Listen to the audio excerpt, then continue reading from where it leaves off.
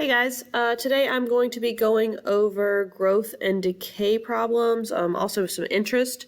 Normally I would do this in class, but just because of how the schedule fell, I am not able to do that. So I am making a video where I go over it and you can see how it's done. So every other slide of this is the notes. So like, for example, this is the notes for the growth equation. The equation is y equals a, parentheses 1 plus r to the t power. A is your starting amount, r is your rate. You'll need to move your decimal. We'll talk about that in a second. And t is time. And then all of these are going to be word problems. So I need you to be able to recognize when to use the growth equation. So if you read a word problem and you see something like increasing, appreciate, or growth, that means use the growth equation. So for this one, it says the population of the U.S. in 1994 was about 260 million with an average annual rate of increase of about 0.7%. What would the population be after 3 years? And we're going to use these values to get the equation and solve it. So remember, A is my starting amount. It says in 1994, there was 260 million. This is my starting amount. 1 plus my rate. If my rate is 0.07%, I have to move my decimal 2 places to the left. You always have to move your decimal no matter what. So 0.07% becomes 0.0007. And T is time. My time, it says population after 3 years. So you will put this equation in the calculator exactly as it reads. Give me a second while I type this in.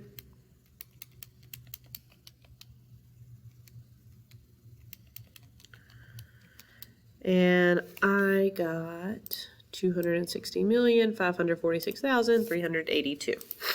So this is how you are filling in the growth equation with your starting amount, your rate, which you have moved the decimal 2 places left, and the time. Next we have the decay equation. Notice it is the exact same as growth. The only difference is it is 1 minus r. Growth was 1 plus r. Everything else is the exact same. Word problems where you will use decay are when they say things like decreasing, depreciate, or decay. So this one says, suppose you want to buy a 2012 car that cost $11,800. The expected depreciation of the car is 20% per year. Estimate the depreciated value of the car after 6 years. So I started out buying a car that was $11,800. That's my starting amount. The rate is 20%. Remember, you have to move the decimal 2 places. When I do that, it becomes 0.2. And want to find the value of the car after 6 years. So that's my time. So let me put this in the calculator real quick. And I got 3,093. That's my answer. So decay works exactly like growth. It still has your starting amount, your rate that you have moved the decimal twice, and your time, and you just plug all of this into the calculator. The next one is compound interest. This is by far our longest equation. Notice there's a lot going on here. P is your starting amount. It stands for principal amount. Just because it's interest, it's called principal, but it's still your starting amount. R is your rate. That still gets moved 2 places no matter what. N is your number of times per year, and T is time. Now notice you're going to use N twice. Use N in the denominator and in the exponent. So make sure you plug N twice. And how you decide what N is, down here at the bottom, it says number of times per year wording. So if it says annually, N is 1. Semi-annually is 2. Quarterly, 4. Monthly, 12, etc. If you see something that says like every 2 years, you would do 1/2. Every 4 years, 1/4. Every whatever number of years, I just put X here because it could be anything. Every 10 years would be 1/10. Every 100 years, 1/100. So these are down here for you to reference. So when you read a word problem, you can decide what N needs to be. So we're going to fill this one out. It says Gina deposited $1,500 in an account that pays 4% interest. What will the balance be in 2 years if it is compounded monthly? So our starting amount was $1,500. My rate is 4% interest. The decimal has to get moved twice, so that becomes 0.04. I'm going to shrink that just a teeny bit. There we go. N is number of times per year. This says monthly. Monthly means it happens 12 times per year. And I have to use N twice, so I'm going to use 12 again. And it says, what will the balance be in 2 years? My time is 2. So I'm going to put this in the calculator exactly like it reads.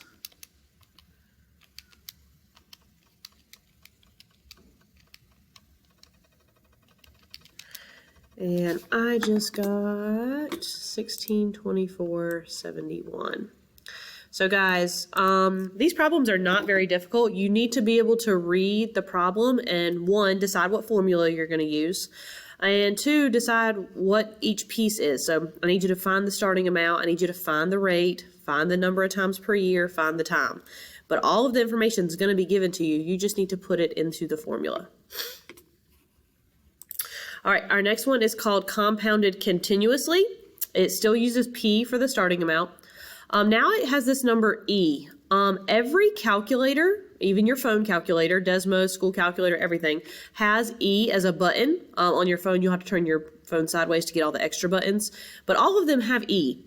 E is like pi. Pi is always 3.14159, you know, that really long number.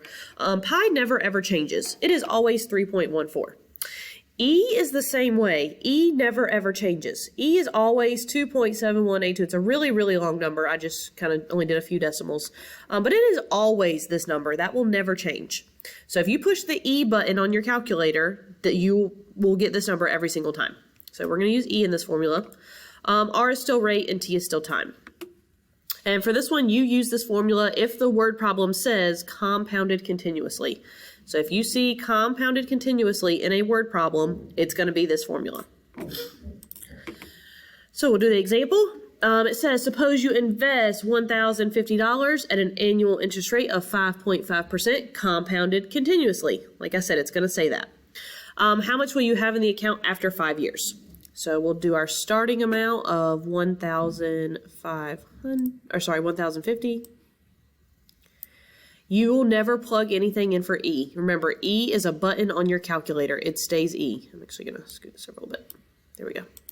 My rate is 5.5%. After I move the decimal twice, I get 0.055. And my time is 5 years. So I'm going to put this in the calculator real quick. Remember, actually push the E button. On a school calculator, you get to that by doing second divide. And I just got 1382.36. So like I said, these formulas, I'm giving you the formula so you have them to use. You won't have them on your final exam, but you have them for my class and for my quizzes and my test. So make sure you're using them to your advantage and you're just plugging in the numbers for it. All right, our last formula is called half-life. A is my starting amount. It's always times 1/2. That will never change. To the T over H power. T is still time and H is half-life. And we'll use this formula if the problem says half-life. So for example, it says in 1882, it was discovered that titanium-99m has a half-life of 6 hours. Find the amount that would remain of a 50 milligram supply after 25 hours. So if I started with a 50 milligram supply, that's my starting amount, times 1/2. It said find the amount that would remain after 25 hours. So my time is 25 hours. And it says it has a half-life of 6 hours. Now, guys, I do need you to be careful. A lot of half-life problems use these big chemical names, so like titanium-99m. 99 is a part of the name. Do not use 99 in this formula. The name of the compound or chemical or whatever is titanium-99m. So do not use 99 when you're solving this. So I'm going to put this in the calculator real quick. And I just got 2.78. So guys, that is all of your formulas. There's only 4. It is growth, decay, compounded continuously, and there's 5, sorry. Growth, decay, compounded continuously, compound interest, and half-life. but I have given them all to you so you can use them to reference. So what I want you guys to do, there are 4 more slides after this. I want you to tell me the name of the equation you saw. I'll actually do one of these for you. You're going to show me how you plugged your values in, and then you're going to tell me the answer you got. You have to do all 3 parts. So I will do this. I do want to let you know that on Google Slides, I put a note here. If you hit control period, it'll make an exponent for you. All right, so it says a new car sells for $18,000, depreciates 25% each year. Write a function that models this and find the value after 4 years. So if it says depreciates, that means this is a decay problem. So the equation we're using is decay. When I plug in my values, I get 18,000. That's kind of small. Let me make it a little bit bigger.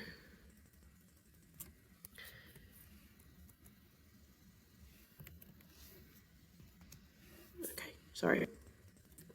18,000. Parentheses 1 minus, my rate is 25. After I move the decimal, I get 0.25. Close that parenthesis, and my time is 4 years. This is where you need to make an exponent. So like I said, I'm going to hit control period. It makes an exponent. I can type 4, and that's how you get that. And then for the answer, I'm going to put this in the calculator real quick.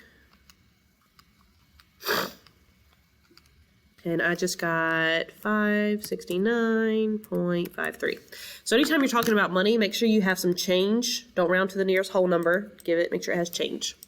But this is what I want you guys to do for all of these. Tell me the name of the equation you're using. Like I said, there's 5 choices, and the names are on the top of the slide. Show me how you would plug those values in, and then tell me the answer. If you guys have any questions about this, feel free to email me.